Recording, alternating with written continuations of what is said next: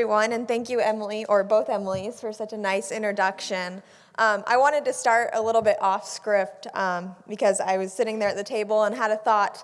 I had a very real kind of example of the idea of fearlessness this morning. I woke up at 5 a.m. in Cedar Rapids to get ready to come here, and we're currently redoing our house, so my parents and I are living in our basement, and I thought I had my dress, the perfect dress for this, picked out in my suitcase. Go to my suitcase this morning, can't find it, I have nothing to wear. I go to the back of my car, in the trunk of my car, find this dress. I pick up my shoe. I'm like, this shoe will go really well with it. I only have one shoe.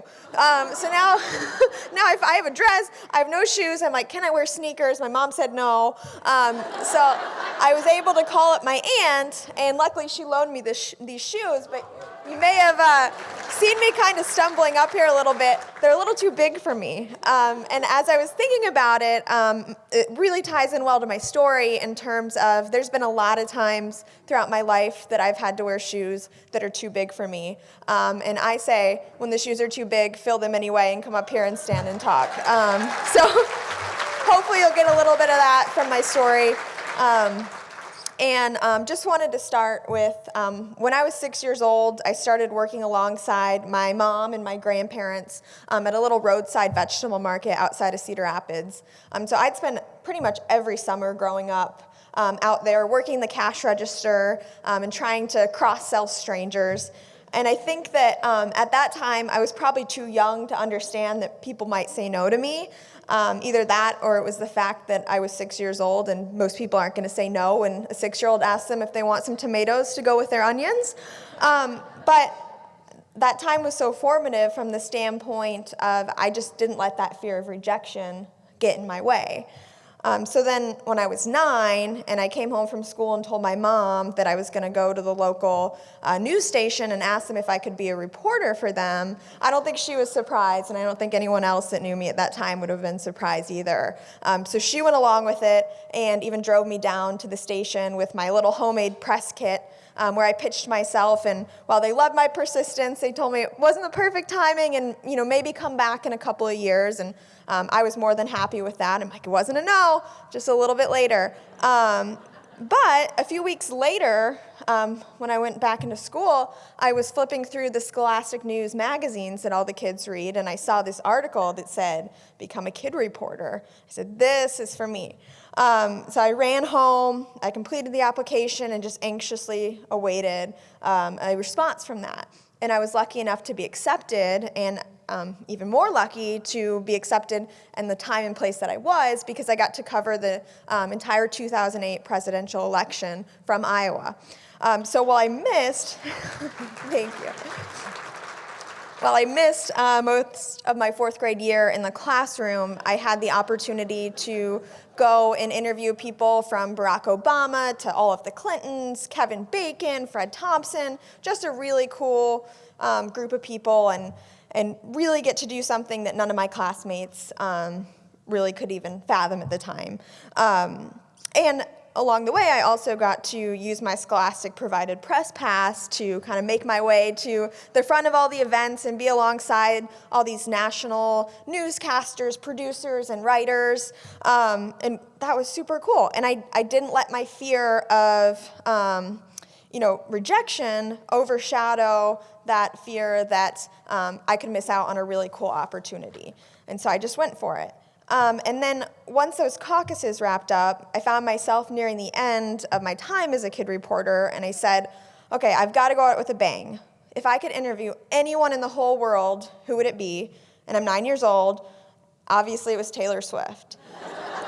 And so I actually found the phone number for Big Machine Records, and I had to borrow my mom's cell phone, because again, I'm 9, I don't have a phone, and I left a message, and didn't hear anything for a couple weeks, and then got a call back, and somebody said, hi, I'm Taylor Swift's publicist. I love this idea. Do you want to come meet her on her tour bus? And so my mom and I got to go interview Taylor Swift and hang out with her mom on her tour bus for 45 minutes, and basically that was the coolest experience of my life. So it was only downhill from there.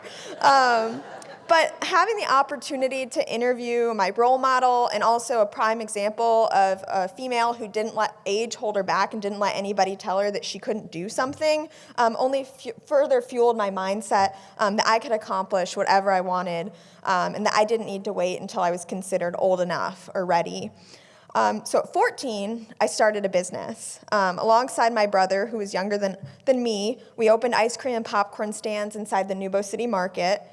Don't get me wrong, juggling a business with starting high school was interesting and difficult at times, but the hands-on experience that I had in entrepreneurship and have had has just been invaluable and really just kind of formed my further thinking on life. And so when I was considering where to go to college, I started looking at Stanford, and I was never the person that really wanted to go to California. I know there's a lot of people that want to do that, and it is a great place, but actually the idea of going to California kind of terrified me.